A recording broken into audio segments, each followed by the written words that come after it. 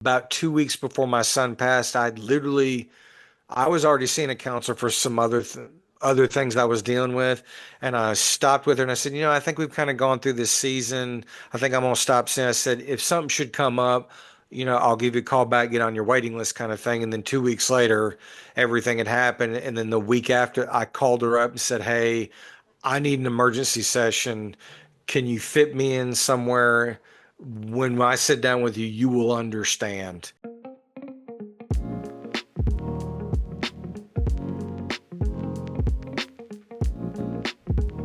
Thank you for joining the Free Time Mastermind podcast. I'm your host, Robert Gaines. Jason Tuttle, whose experience with grief led him to build a community for people in similar situations. There's also a stigma around men who openly express grief and seek emotional support. During this episode, we chip away at some of those misconceptions. Here's Jason. You were talking about this website, Letters to Zachary. Can you talk us through the impetus and how that website got started? Okay, Letters to Zachary is kind of a passion project of mine. Unfortunately, at about 3 years ago, my son, who had multiple special needs and even had a rare condition, suddenly and unexpectedly passed away due to issues relating to his special needs. And, after the initial shock of it was over and, the funeral and all that stuff happened, it took me, I immediately started going to counseling, which I'm a big proponent of. And I saw a counselor for probably a year after that point. And in one of those sessions, she says, have you ever thought about journaling? And honestly, my answer to her was, I don't know how great of a writer I am. I don't know if that's something I want to do. And so she looks at me and goes, she said, well, you don't necessarily have to do it right now. She said, kind of put it in your back pocket, if you will, or put it on your side table and you can come back to it. And she was just like, even if you journal, she said, even if you like write it out and like throw it in a fire and just burn it, you don't have to share it with anybody. It's more or less just to get it out. And I said, okay, and didn't think about it. And it sat for about 9 months. And one day I was on Facebook, like we all thumb through social media, and I was watching reels, and just this one reel had come on, and it wasn't anything relating to my son, but there were aspects of it that I was watching that really reminded me of my son, and it hit me with a gut punch, like I was like bawling, crying, that kind of thing, because I was. For 12 years, I was the stay-at-home caregiver. I did all the physical medical stuff. I did all the hospital stays. I did all the doctor's visits.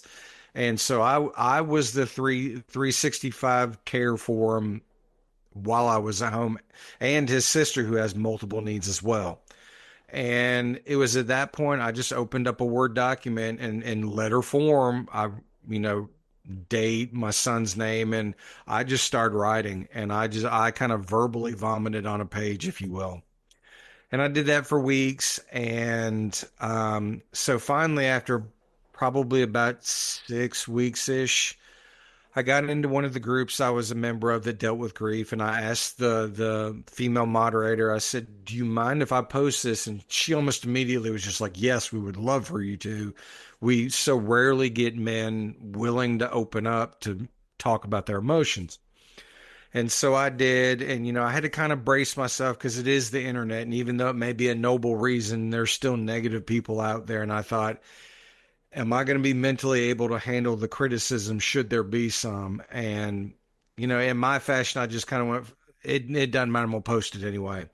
And so I put a disclaimer on it and said, hey, here's one of my journal entries. And I said, I'm not going to sugarcoat it. I said, this is raw, transparent. It's in the moment. It's, if I feel like I need to write an F bomb in this letter because this is how I'm feeling, this is what I'm going to write out. So if this is offensive to you, scroll on by. I said, because this is how I feel in this moment. I have always felt that people need to see the good, the bad, and the ugly of grief. I wrote it, I put it out there. And honestly, if I hadn't have gotten the response I did on that letter, we wouldn't be talking today, because I got a massively positive response in that group. I had women that were coming to me that said, we've never met you. This is the first time I've ever come across you. I've never told anybody my feelings deep down inside. And you have hit the nail on the head exactly how I feel. And I said, well, I'm glad that it can resonate with you and you know, you can relate to it. This is inspired by my son. So from that point, fast forward a couple of months, and it got to a point where people were asking me, you know, you need to write a book, you need to do a podcast. And, you know, all of those, I was kind of like, you know, I don't know if I'm in the headspace for that at this point. Cause at that point, I was right about a year removed from my son passing. And so finally someone said, well, have you ever thought about doing a Facebook like page? She said, you wouldn't necessarily have to create more material. You could just kind of copy and paste what you already have. And I said, well, I could do that. And so I did that. And then, you know, after making a lot of networking in the grief community and getting a lot of tips and pointers, I kind of molded the page to kind of what it is today. Um, Ultimately, in the beginning, what I was gearing it specifically towards men because I couldn't find any men, maybe not with my specific situation, but I couldn't even find men in the ballpark of grief that were willing to open up. And so it was more or less irritating me that I couldn't find anybody, at least just to bounce things off of. And so after I did that and kind of got a response, I then decided, I thought, well, I want to help as many people as possible. So I started kind of opening it up slowly, you know, to people that had lost children, people that had lost parents, people that lost like siblings. And then ultimately I got to where, you know, I didn't, I opened it up to women last, but if I would have gotten them in the beginning, it's not like I would have turned them away. And I say that because my thought process, well, first I want to get with men. If men aren't going to come here, then I need to open it up to women because at least their spouses are going to find this. And if I've posted something that they can relate to them, whether I'm talking to them directly, the women that see this will then see this and go, hey, this may be a good idea. And then they will indirectly talk to them.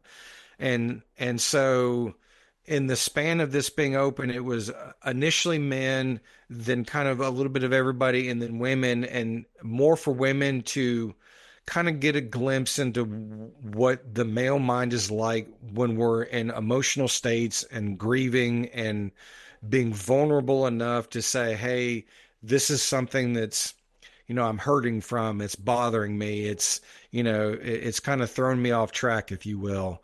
And that's kind of what Letters to Zachary encompasses. It's by my example, living the grief journey, dealing with emotions, and trying to reintroduce myself into kind of the regular world while I'm dealing with this lifelong journey is what Letters to Zachary is.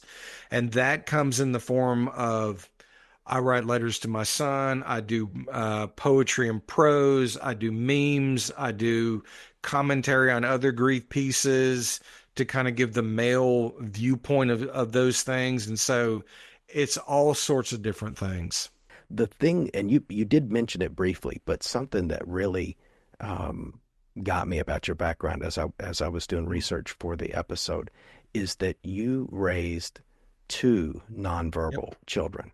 Yep. And I thought, my gosh, when I don't have children, but I thought you are raising children that they can't communicate their needs to you. And Mm-hmm. it just washed over me how incredibly difficult that is. And I was, it was hard for me to even wrap my mind around. So what was your adaptive strategies as a father to care for kids that can't tell you what they need? Well, you know, the funny thing now, people look at my wife and I, and they kind of give us the cliched comment of almost like we make it look easy. And I tell people, I'm very upfront and I will look at them and go, if you don't think for that first 5 or 6 years that there weren't multiple days that I was going out in the garage and just having a moment and being frustrated and angry and that there weren't mistakes and trial and error, think again. I said, you're seeing me at what would be now year 19 at this point, and I've gone through all these battles and all these trials. And for the first probably 6 years of my son's life, and that would be the first 4 years of my daughter's life, there was a lot of trial and error. There were a lot of things that popped up that, for example, with my son's rare condition, yeah, you've got all the issues relating to the condition itself, but what they didn't tell us after he was born was all the secondary things that could possibly pop up that are just as relatable to that condition as anything else. And then for my son, for example, he had a rare condition, but he had four other issues that were not anything related to it, that were all separate unto themselves, that I had to dive into on top of the rare condition that was 1 in 40,000 births at the time he was born. And so, yeah, there was a lot of frustration. There was a lot of, self anger, in the sense of, when my son was born, my wife and I had been married 3 years.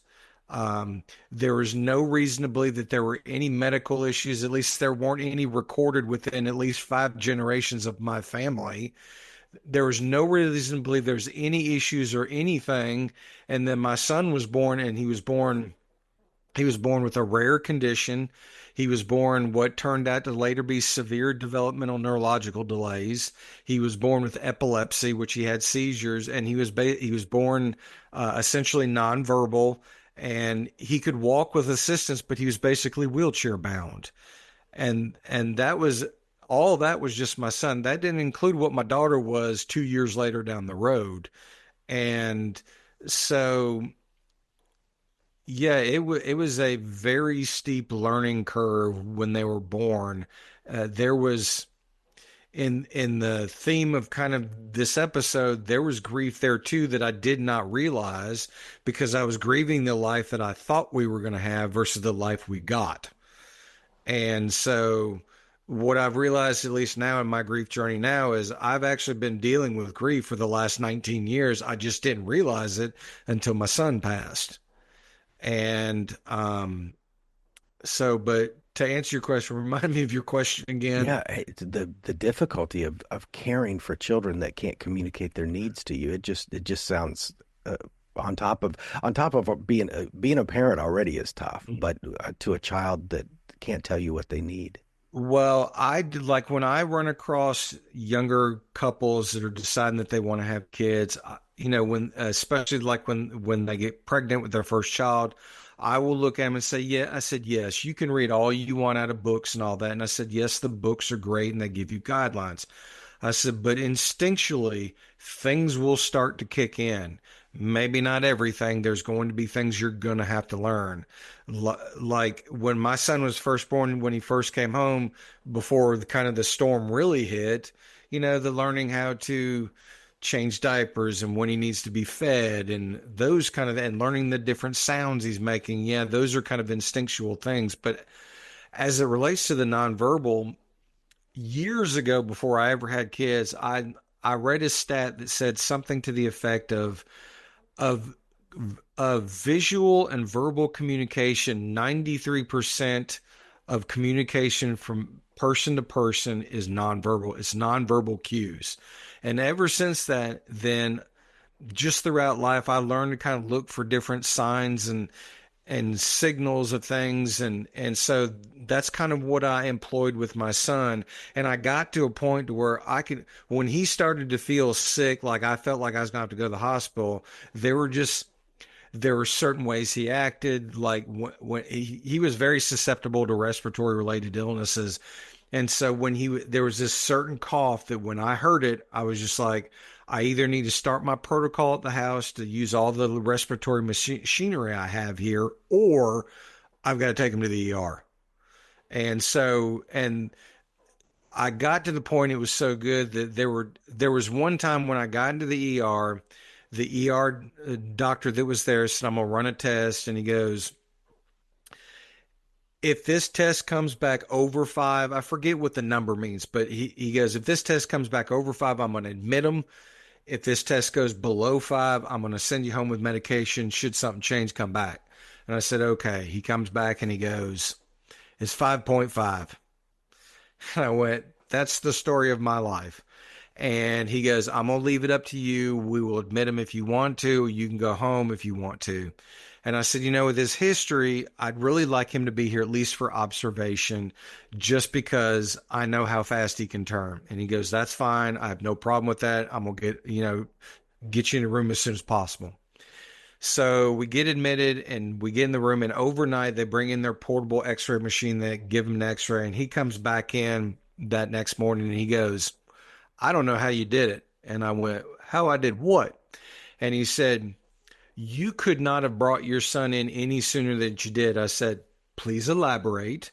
And he goes, last night when I took his x-ray, I said there was some congestion in the lower left side of his lungs. He said it just looked like some congestion. He said the number was like 5.5. He said this next x-ray that we took at like 3 in the morning or 4 in the morning, he said it was 19. And he goes, that tells me that first x-ray that you brought him in as he was forming pneumonia in the ER. And he goes, I don't know how you did it. And I said, there was just a specific sound I heard that I knew that I needed to get him up here for. And so it was those kind of things that I look for. And I got to where I could hone in on them. And, I love my wife, but my wife hates the fact that I can read nonverbal cues so well, because I'll know when she's up before she knows when she's upset, and she'll go, stop doing that. And I'm just like, I'm sorry, I can't do it. I did it for 15 years. You became a walking radio antenna, a Yeah. receptor, but I think that's a great skill to have. And also, it's worth mentioning, Jason, you probably during that time, and maybe even still now, you weren't allowed to get sick, being the full time. In other words, I'm sure you did get sick, but in other words, you weren't allowed to take time off, and it was, when you needed time for recovery, I'm sure that was very difficult when you were dealing with illness, maybe at the same time as your son. Well, fortunately, just the genetics that I have, I so rarely get sick. Now, granted, when I do get sick, I get like 103, 104 fevers, but I so rarely get sick that there was once or twice in between there. But at the time, he was having what I would consider an upswing. He was having a good stretch. He was healthy, that kind of thing. And so I'm actually surprised that I never did, because from literally the day we brought him home, I was in go mode until he passed away 15 years later. I'm like, still to this day, I have sleeping issues. If I don't take the sleep meds I'm prescribed, I'll be up and down all night, because I had several times during his life that, like, we have a monitor in his room, and there were several times in the middle of the night I woke up, realized what was going on. I got him dressed and raced him to the hospital in the middle of the night. And it was kind of that parental, you're asleep but you're not fully asleep kind of consciousness. And I've done it for so long that it's just hard for me to sleep without help. Now, was prior to his untimely passing, was his condition, would you characterize it as more challenging than your daughter's? Yes, my son was definitely more medically fragile. He was the one that was always in and out of the hospital. The first 5 or 6 years of his life, he was in and out of the hospital every 6 months. We got to know those ICU rooms. Like at my children's hospital, we have a NICU, which is neonatal, a PICU, which is kind of kind of the severe cases for kids, anything outside of neonatal. And then they have a TICU, which is a technology assisted intensive care unit. And I've been in all of them. In fact, in the TICU, which is where we went the most of the time, I can, to this day, I can remember at least 5 different rooms I was in that TICU. In fact, the last time we went in there when he was younger, the nurse goes, "Hey, Zach, how's it going?" And I looked there and I said, "I'm happy that you know his name, but on the other hand, I'm not real happy that he's been here enough that you know his name." And she goes, "I completely understand." And so, but yeah, we were in and out of those rooms a good bit for him. Um, the reason why it stopped about year 6 was because he had a major kind of reconstructive surgery that helped him out with his issues. And the fact that I was more proactive, because I'd learned different things of what to listen for and all that. From about year 6 on, he basically stayed out of the hospital outside of a few things. Most of the time when I run into people that have children with challenges, Hmm. they get a encyclopedic knowledge of those various disorders. So sometimes they'll know more than the average doctor. That's just been Yep. my experience. And I worked at the last 5 of my 8 years in the Army. I worked at Brooke Army Medical Center at the Institute of Surgical Research and a couple of other places. I'm not a doctor. I was Hmm. in radiology, but we ran into some really smart parents that when they spoke, they sounded like physicians because Hmm. they had to become experts in that challenge. Have Hmm. you run into that too, where sometimes you might have a dispute with a medical provider because you have this vast depth of understanding on what the needs are, and maybe the providers weren't quite tuned in? Well, I'll give you two aspects of it.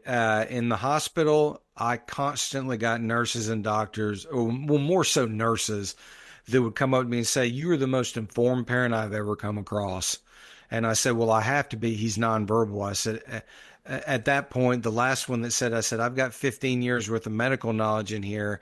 And I said, "I'm a person that I personally, when I look at things, I look at patterns. And my son is very cyclical. The things that happens for him are in patterns when they do happen."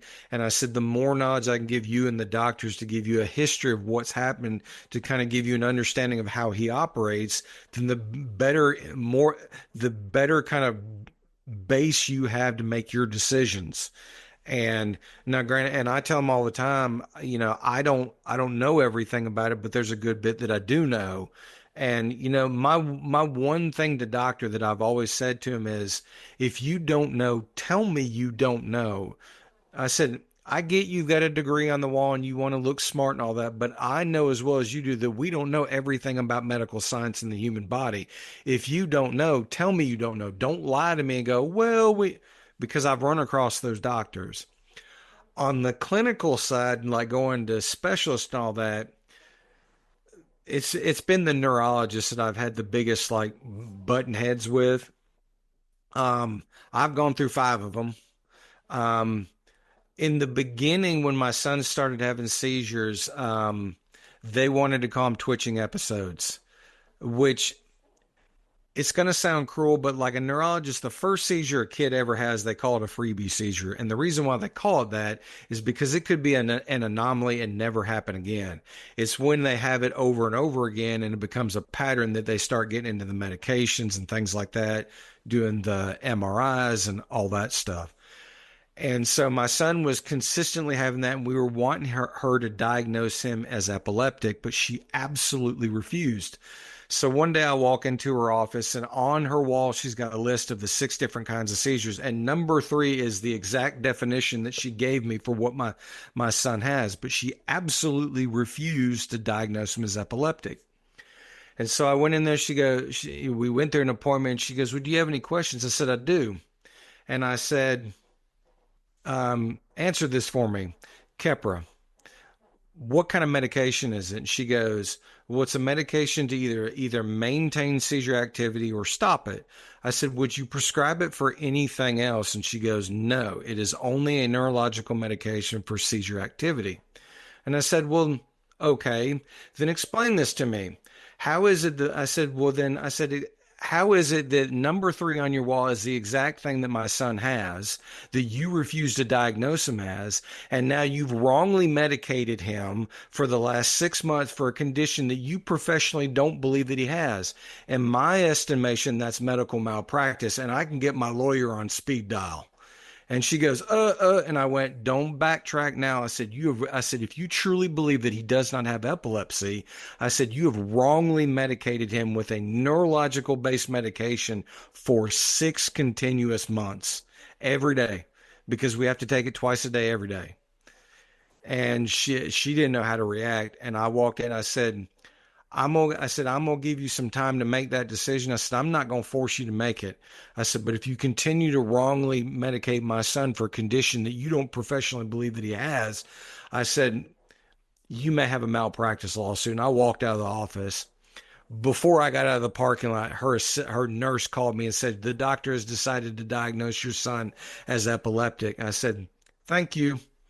Was there a insurance based or motive? There's always motivation. I was also an insurance fraud adjuster, and there's always reasons, right? What was her resistance to the diagnosis? Honestly, to this day, I don't know. We needed it because we were trying to get on Georgia Medicaid, and that was a condition that Georgia Medicaid, Mhm. for the deeming waiver that we're currently on, they recognized. Before that, all we had was global generalized developmental delays. That's too broad. Georgia Medicaid won't put you on a deeming waiver for such a broad thing. They want to know a specific, like epilepsy, Down syndrome, cerebral palsy. They want to know something that they can wrap their hands around. And so it was more the frustration on us outside of getting the proper care for my son that, we needed this diagnosis. And so, like, I told my wife before we walked in there, I said, you're probably not going to like what I'm going to do in here today. I said, but we're going to get a diagnosis today. And she goes, what are you going to do? I said, just sit back and watch. And when we got out of there, I said, are you upset? She said, no, I'm glad you got the diagnosis.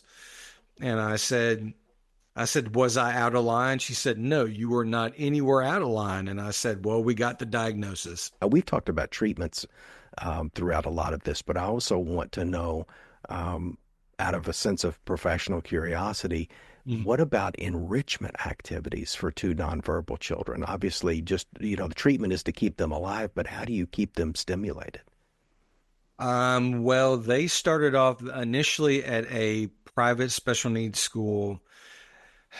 Some would call it pre-K, but it was like the year before pre-K. So I jokingly called it kind of pre-pre-K. And then they were there for a couple of years, and we would have stayed there, but we had two kids at a private special needs school.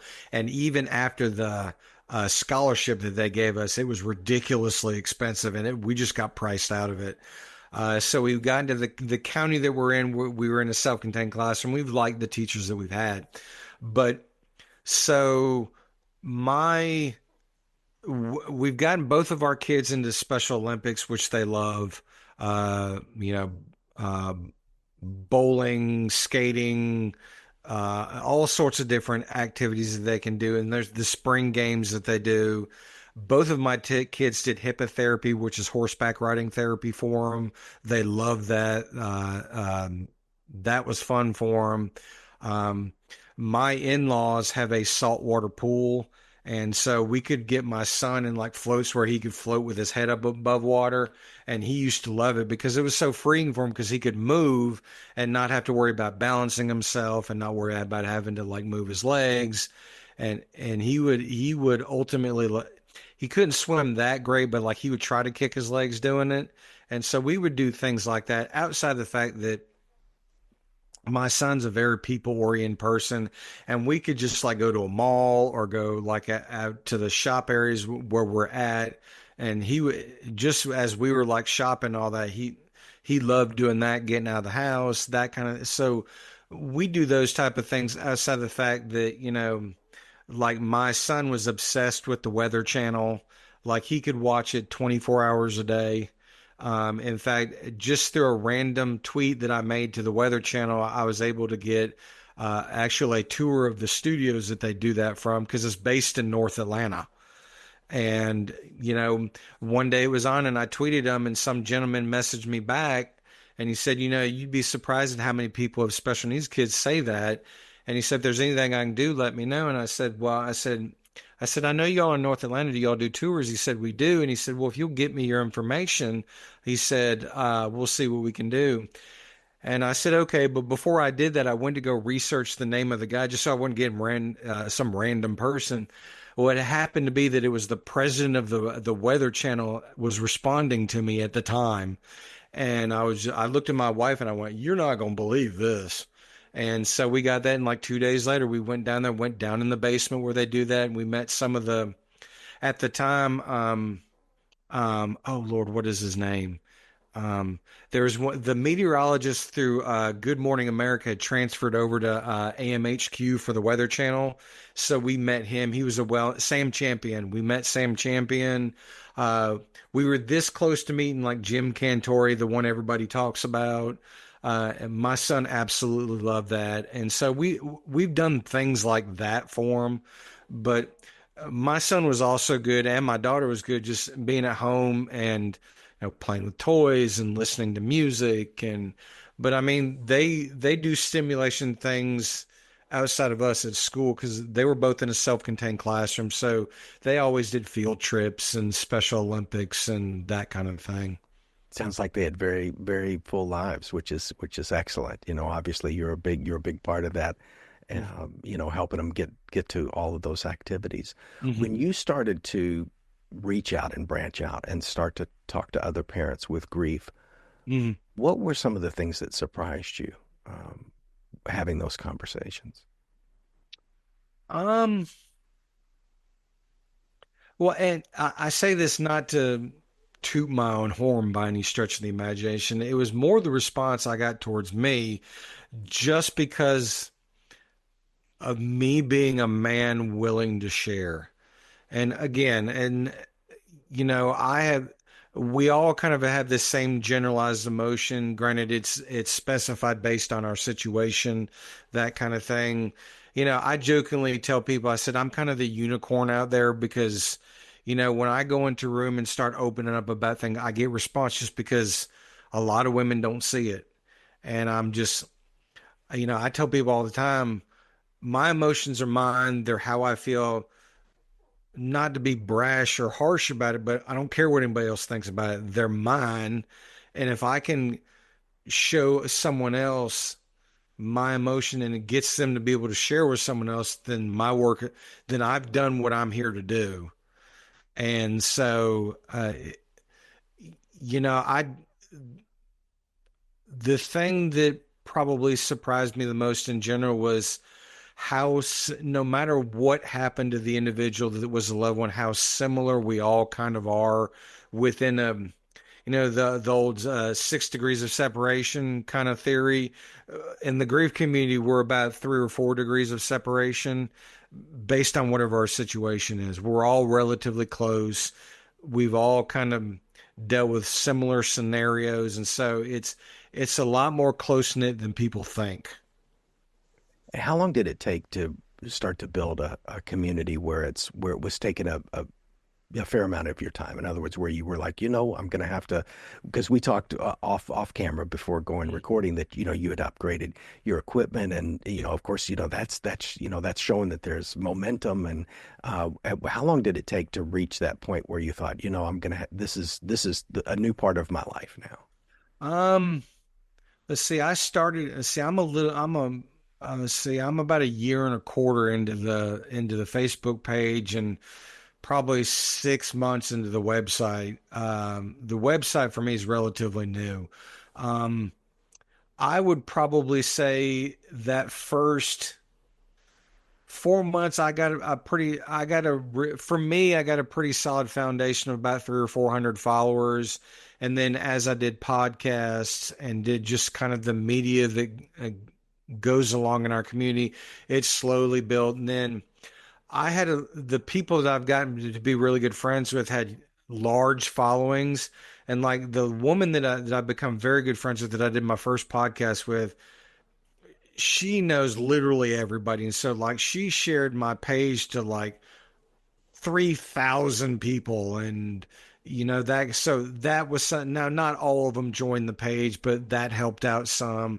And since in that time I've become published, and so that's helped out some. And you know, because I've done most of my following is either the United States or Canada, as one would imagine. But I mean, I do have followers from multiple other countries, you know, especially Australia, because I've done a couple of podcasts in Australia, you know, some in England, and then some just random countries. Like I've got people in Ghana and people in Kenya, and I'm just like, well, I mean, I welcome them, but I was just like, those are just random African countries.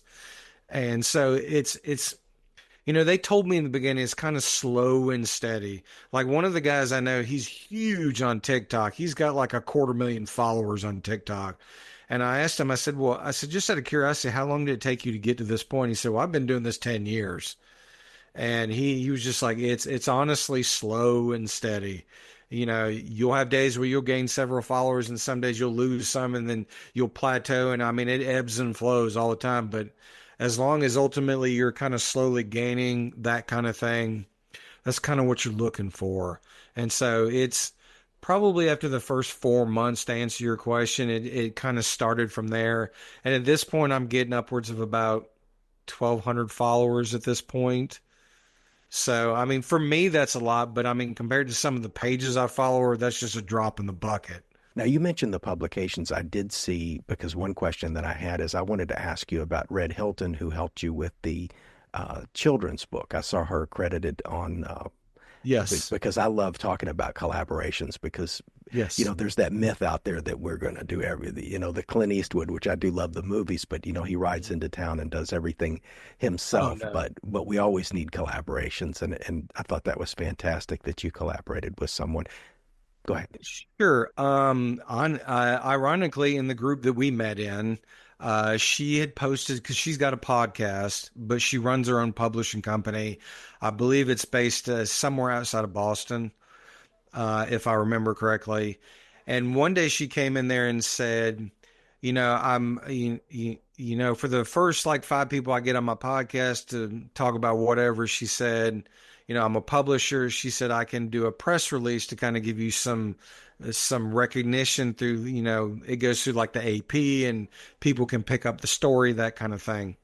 And so I messaged her and said, hey, I said, here's kind of what I'm doing here. I said, I could use the press release, that kind of thing. I said, but if I'm not what you're looking for, I said, I understand. I said, I'd still be interested in possibly doing your podcast if this is something you would do. And so I did that. And probably the next day she replied back to me and she said, well, we could do a press release, but she said, I think we could do a little more than a press release. And I said, okay, well, what are you thinking? She said, well, have you ever thought about being published?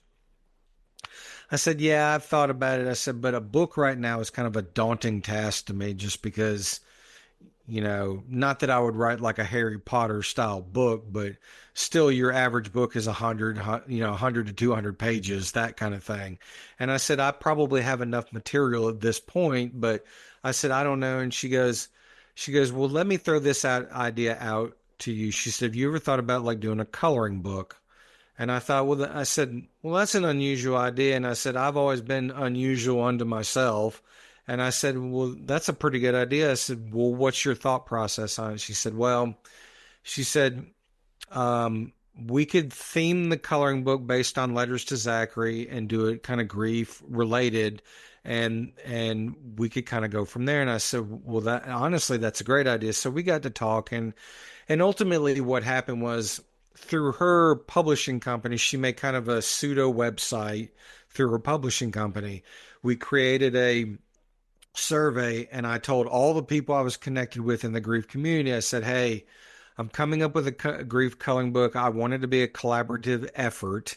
And I said, what I would like you to do, I said, it's at no cost to you. It does not cost you anything. Go to this website, click on the survey, list who you are, who your loved one was, kind of where you're from, just kind of state, that kind of thing. Or if you want to do state and city, that kind of thing.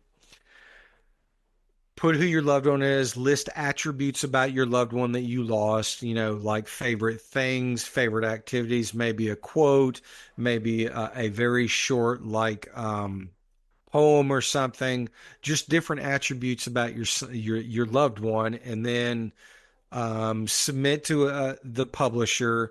The illustrators will then come and take what you did, put it all together, and either create a coloring book scene or kind of create a collage page as a coloring dedicated to your loved one. And people love that idea. And so we did that. And then the other thing was because I had worked with so many people that did podcasts and foundations and all that kind of stuff. I said, now, if you're someone that has a podcast, there's an additional page on there that on the back side of your coloring page, you can list your foundation, your website, your podcast, and you can advertise in this book for free. It doesn't cost you anything. I said, the only thing it's going to cost you is whatever the cost of the coloring book is once it comes out, which subsequently the coloring book is $14.99. And so I told him, I said, when we finally found out the price, I said, where can you advertise anywhere for $14.99?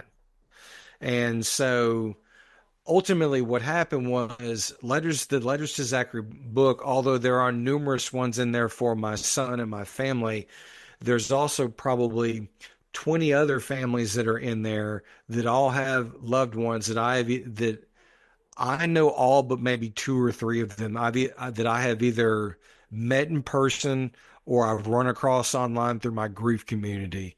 And so after several months, we created, let's see if I can get this on the screen, the Letters to Zachary coloring book, which it's, for example, here's the coloring book page, and then there's kind of the excerpt that they wrote on them, and it's basically a like I told the people, I said I always wanted something tangible, and I want something I could put in my hands, and so I tell people, I go, it's a living, active, and interactive memorial for your loved one. And anybody that comes across is going to know who your loved one is and what their favorite things are. And I did it because ultimately this will outlast you. It will outlast me. It will be on what I would call life's bookshelf, if you will. And so that's how I kind of sort of, and people jumped on it. And then the last aspect of the reason why we did it was because still have a daughter. And so I thought, what can I do? Now, granted, my daughter's a little bit different because she's nonverbal, she's got developmental delays. But those family that have kids that are neurotypical, if you will, I thought, what could I do to bridge the gap for a parent having to explain to the remaining siblings about grief, death, trauma, that kind of thing.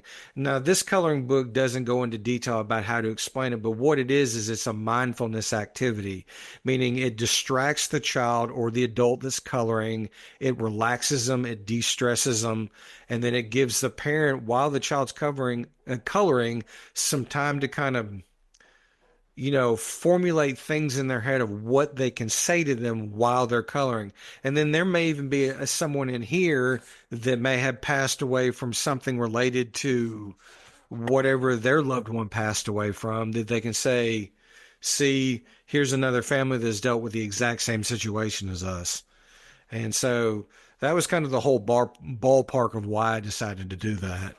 And what's next, Jason? I'm sure you guys have future plans, future products, projects. In other words, other books, works. Well, it's kind of on hold at this point in the sense of we thought about doing kind of an anthology where like I would write a chapter and someone else in the grief community would write a chapter and that.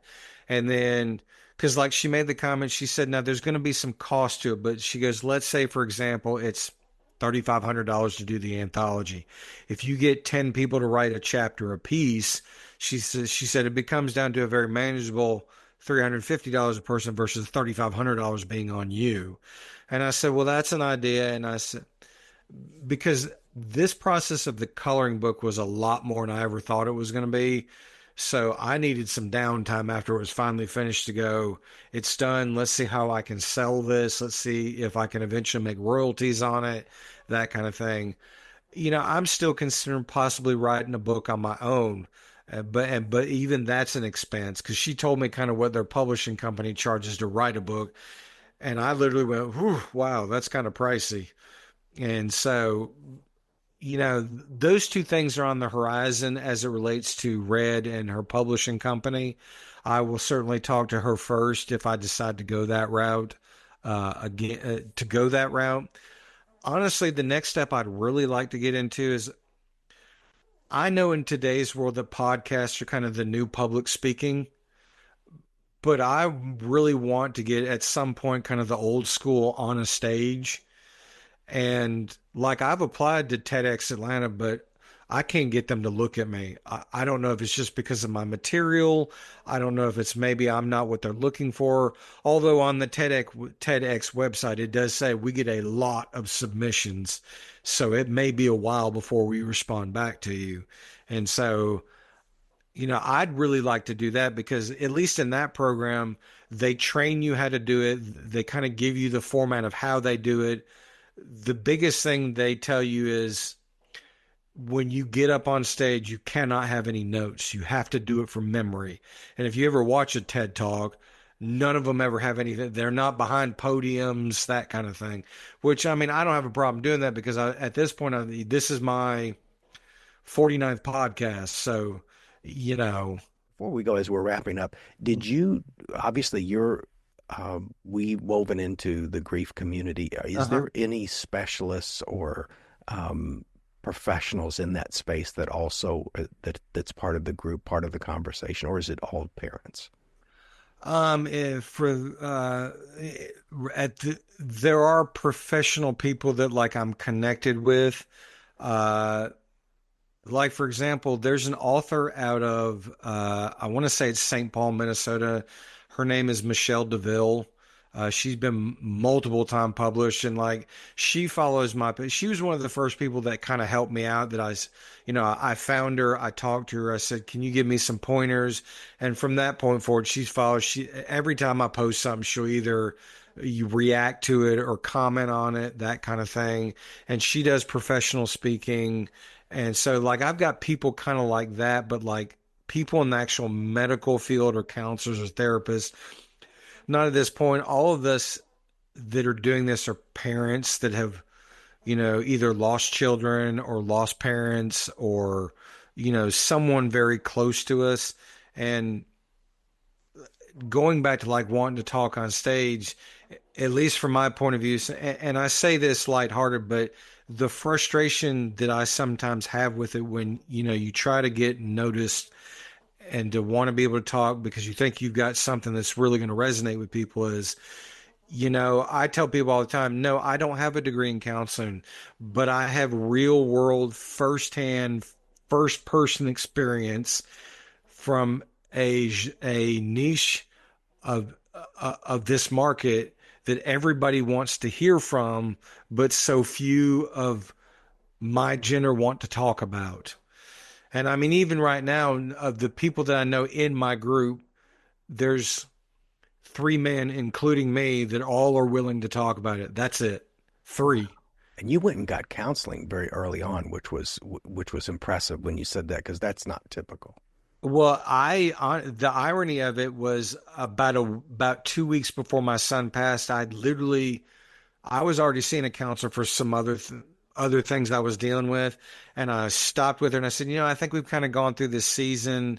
I think I'm gonna stop saying. I said, if something should come up, I'll give you a call back, get on your waiting list, kind of thing. And then 2 weeks later, everything had happened, and then the week after, I called her up and said, hey, I need an emergency session. Can you fit me in somewhere? When I sit down with you, you will understand. And she was able to get me in. And from that point forward, I saw her for another year. How can people find you, Jason? I'm sure people are going to be curious to.